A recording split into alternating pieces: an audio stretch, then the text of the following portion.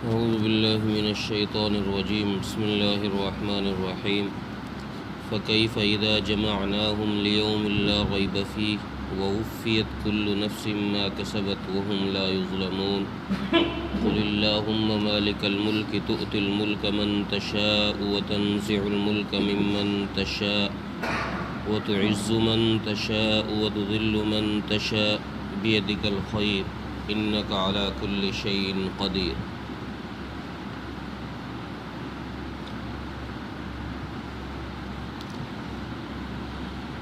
پہلی آیت میں تو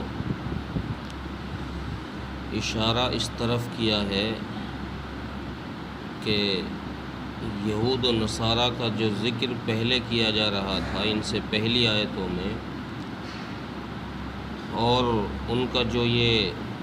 مکر تھا کہ ہم کو چند دن ہی عذاب دیا جائے گا، ہم نبیوں کی اولاد ہیں، اس لیے ہمیں گناہوں پر جو سزا عام لوگوں کو ملے گی ہمیں وہ سزا نہیں ملے گی، ہمیں قیامت میں نبی کی اولاد ہونے کی وجہ سے چھوڑ دیا جائے گا، تھوڑا سا عذاب بس چکھایا جائے گا، ہمیں آگ چھوئے گی ہمیں چند دن کے لیے۔ اللہ تبارک و تعالیٰ نے پہلی آیت میں ان کے اس مکر کا جواب دیتے ہوئے یوں ارشاد فرمایا کہ وہ دن ان قریب آنے والا ہے جس دن کا تم کہہ رہے ہو کہ اس دن ہمیں بہت تھوڑا عذاب ہوگا، تو اللہ فرما رہے پھر جب وہ دن آ جائے گا تو پھر پتہ چلے گا تمہارا کیا حال ہے، اس دن میں تمہارا حال کیا ہے۔ اور وہ دن ایسا ہوگا کہ اس دن کسی پر ظلم بھی نہیں کیا جائے گا، جس نے جیسا عمل کیا ہے، اچھا عمل کیا ہے اچھا عمل کا بدلہ ملے گا، برا عمل کیا ہے تو برا عمل کا بدلہ ملے گا۔ وہاں اعمال میں کمی زیادتی بھی نہیں کی جائے گی کہ کسی نے کیا زیادہ ہے سزا کم مل رہی ہے، نیک اعمال زیادہ کیے ہیں ثواب کم مل رہا ہے، یا کم اعمال کیے تھے کم گناہ کیے تھے اور سزا زیادہ مل رہی تھی، ایسا نہیں ہے، بلکہ جو شخص جس طریقے سے اعمال کر کے جائے گا اس کو اسی حساب سے پورا بدلہ دیا جائے گا۔ وَوُفِّيَتْ كُلُّ نَفْسٍ مَّا كَسَبَتْ وَهُمْ لَا يُظْلَمُونَ، کسی پر زیادتی نہیں ہوگی۔ اس سے اگلی آیت کے اندر اللہ تبارک و تعالیٰ نے امت محمدیہ کے لیے ایک دعا مناجات اس انداز سے تلقین کی ہے کہ جس میں مسلمانوں کو اشارہ دیا ہے کہ ان قریب تم لوگ روم اور فارس پر غالب آ جاؤ گے، روم اور فارس تمہارے قدموں تلے ہوگا، تم اس پر حکمرانی کرو گے۔ تو اس آیت کے شان نزول سے بھی یہ پتہ چل رہا ہے کہ اس آیت میں مسلمانوں کو یہ خوشخبری اور بشارت کے طور پر اشارہ دیا گیا ہے کہ ان قریب تم لوگوں کو یہ عزت ملنے والی ہے کہ تم کو ملک فارس اور روم کا اور یمن کا تمہیں حاکم بنا دیا جائے گا، ان کا قبضہ تمہیں دے دیا جائے گا۔ واقعہ اصل یہ ہوا کہ غزوہ خندق میں یہ آیت نازل ہوئی۔ اس غزوہ خندق سے پہلے جنگ بدر اور جنگ احد کے اندر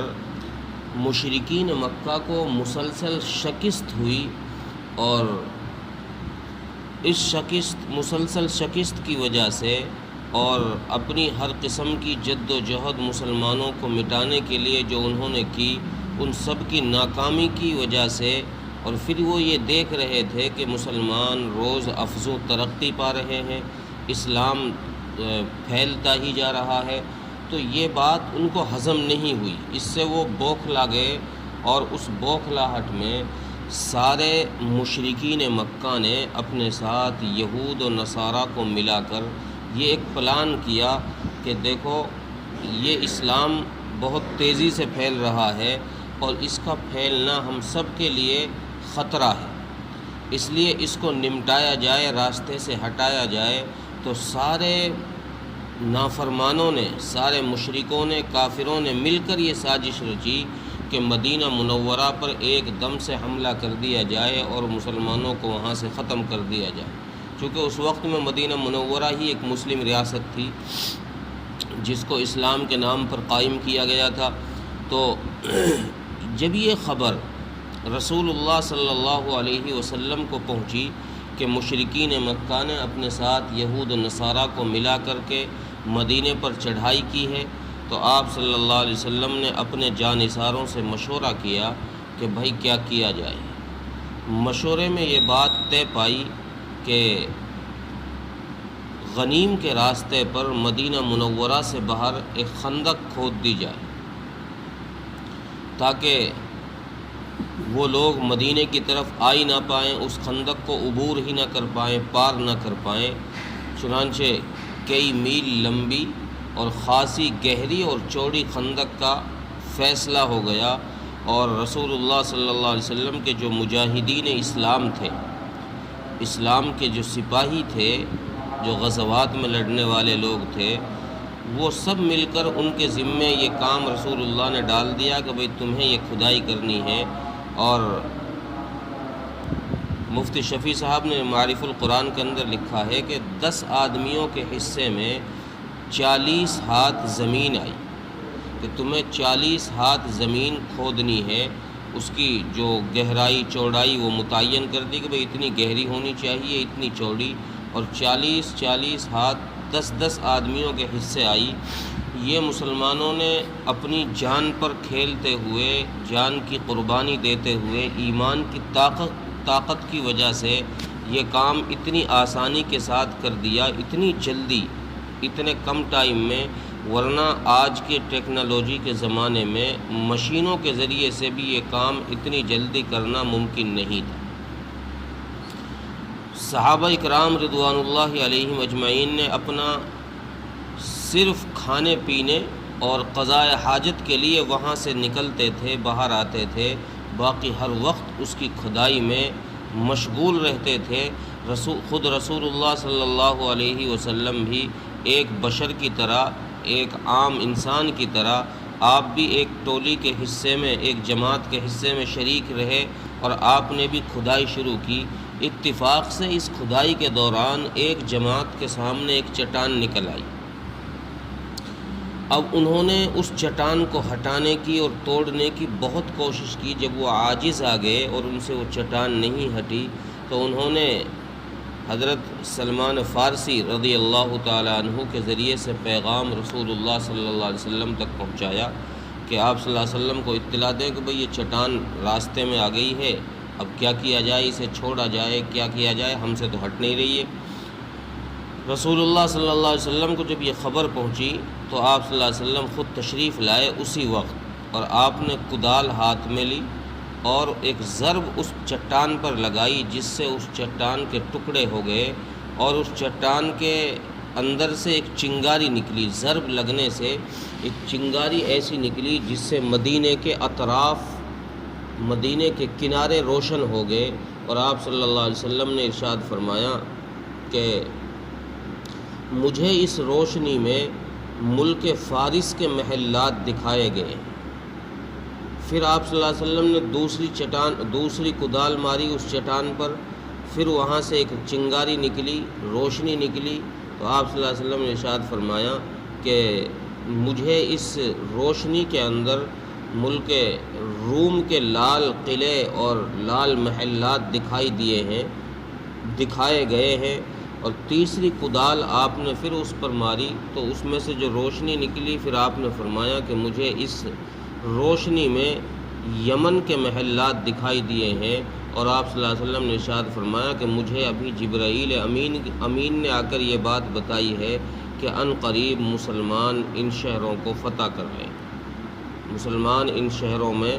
اپنا قبضہ جما لیں گے، ان پر حکمرانی کریں گے۔ جب یہ بات یہود و نصارہ کو پتہ چلی کہ رسول اللہ صلی اللہ علیہ وسلم نے ان کے لیے بشارت دی ہے، تو ان یہودیوں نے مذاق اڑانا شروع کر دیا کہ دیکھو تو اپنے دشمن کے ڈر سے تو خندق کھودنے میں لگے پڑے ہیں، دشمن سے خوف کھا کر تو خندق کھود رہے ہیں اور اتنی جاں فشانی کے ساتھ لگے ہوئے ہیں کہ کھانے پینے تک کا ہوش نہیں ہے، آرام تک کا ہوش نہیں ہے، اور خواب دیکھ رہے ہیں روم اور فارس کے فتح کے۔ انہوں نے یہ مذاق اڑایا تو اللہ تبارک و تعالیٰ نے یہ آیت نازل فرمائی، قل اللہم مالک الملک تؤتی الملک من تشاء، اور اس میں اشارہ اس طرف کر دیا کہ دیکھو تم پچھلی قوموں کے حالات سے بے خبر ہو، تم نے قوم عاد، قوم سمود، قوم لوط، قوم نوح ان کا حشر نہیں دیکھا؟ اللہ نے ان کو کیسے ذلیل و رسوا کیا ہے۔ عزت اور ذلت اللہ کے ہاتھ میں ہے، ملک اللہ کے ہاتھ میں ہے، وہ جس کو چاہتا ہے وہ اگر چاہے گا تو پھر وہ ان خندق کھودنے والے فقیروں کو ملک روم کا بادشاہ بھی بنا دے، اور اگر وہ چاہے گا تو پھر ملک روم کے بادشاہ سے یہ خندقیں کھدوا دے گا، اس کو بھی کھڈے کھودنے میں لگوا دے گا، گڈھوں کھدوانے میں اسے لگا دے گا، اسے بھی ذلیل کر دے گا۔ تو اس طرف اس آیت میں اشارہ کیا گیا کہ مالک اصل اللہ ہے، وہ جس کو چاہتا ہے اپنی ملک میں سے جتنا چاہتا ہے حصہ دے دیتا ہے، کسی کو ملک کا بادشاہ بنا دیتا ہے، کسی کو 2 ملکوں کا بادشاہ بنا دیا، کسی کو ملک کے کسی حصے کا بادشاہ بنا دیا۔ تو وہ اپنی ملک میں سے جس کو چاہتا ہے جتنی چاہتا ہے عزتیں حکومتیں دے دیتا ہے، اور جس کو چاہتا ہے وہ ذلیل بھی کر دیتا ہے۔ اور پھر آخر میں ارشاد فرمایا بیدک الخیر، خیر اللہ کے ہی ہاتھ میں ہے۔ خیر جو ہے یہاں پر قاعدے کے حساب سے ہونا تو چاہیے تھا بیدک الخیر والشر، کہ خیر اور شر، اچھائی اور برائی یہ بھی اللہ کے ہاتھ میں، چونکہ پہلے ذکر کیا کہ عزت و ذلت اللہ کے ہاتھ میں ہے، تو پھر یہاں ذکر ہونا چاہیے تھا کہ اچھائی اور برائی دونوں اللہ کے ہاتھ میں ہے، لیکن یہاں صرف ذکر کیا ہے خیر کا ہی کہ خیر اللہ کے ہاتھ میں ہے۔ اس میں مفسرین نے لکھا ہے کہ اس میں اشارہ اس طرف ہے کہ دنیا میں جتنی چیزیں وجود پاتی ہیں، جتنے حالات آتے ہیں، تو ان حالات کا اثر کچھ لوگوں پر پڑتا ہے۔ مثلا بارش ہوتی، اب کبھی تو اس بارش سے کسی علاقے میں نقصان ہوتا ہے، کسی علاقے میں اسی بارش کے ذریعے سے فائدہ بھی ہو رہا ہے۔ اللہ تبارک و تعالیٰ نے اس طرف اشارہ کیا ہے کہ دیکھو یہ تمہارے دیکھنے کا فرق ہے، یہ تمہاری اپنی سوچ ہے کہ تم سوچ رہے ہو کہ یہ برا ہوا ہے ہمارے لیے۔ میں جو کر رہا ہوں، میں کل عالم کو دیکھ کر، ساری دنیا کو دیکھ کر کے کسی چیز کا فیصلہ کرتا ہوں، جو چیز میری نظر میں بہتر ہوتی ہے میں وہی فیصلہ کرتا ہوں۔ اگر زلزلوں کا بھیجنا میری نظر میں بہتر ہے تو میں زلزلے بھیجتا ہوں، بارشوں کا بھیجنا میری نظر میں بہتر ہے تو میں بارشیں بھیجتا ہوں، اور اگر خشکی کا لانا میری نظر میں بہتر ہے تو پھر میں قحط سالی کر دیتا ہوں۔ یہ تمہاری اپنی نظریے کے اعتبار سے تم سوچ رہے ہو کہ یہ غلط ہوا ہے، حالانکہ اس کے اندر برائی نہیں ہوتی، خیر ہی ہوتی ہے۔ میں جو کرتا ہوں وہ خیر کے حساب سے ہی، سب کی نظر، سب کو دیکھتے ہوئے ہی میں کوئی کام کرتا ہوں۔ اور انک علی کل شیء قدیر، پھر اس کائنات کی ہر چیز پر میری قدرت ہے، اس کائنات کی ہر چیز میری قبضہ قدرت میں ہے۔ میں جب چاہتا ہوں جس چیز کے ساتھ چاہتا ہوں تصرف کر دیتا ہوں، کوئی مجھ سے پوچھنے والا اور ٹوکنے والا نہیں۔ ترجمہ دیکھیں، فَكَيْفَ إِذَا جَمَعْنَاهُمْ لِيَوْمٍ لَا رَيْبَ فِيهِ، تو کیا حال ہوگا اس دن جس دن کے آنے میں کوئی شک نہیں ہے ان لوگوں کا۔ وَوُفِّيَتْ كُلُّ نَفْسٍ مَا كَسَبَتْ وَهُمْ لَا يُظْلَمُونَ، اور اس دن ہر شخص کو اس کے کیے کا پورا پورا بدلہ دیا جائے گا، اور کسی پر ذرا سا بھی ظلم نہیں کیا جائے گا۔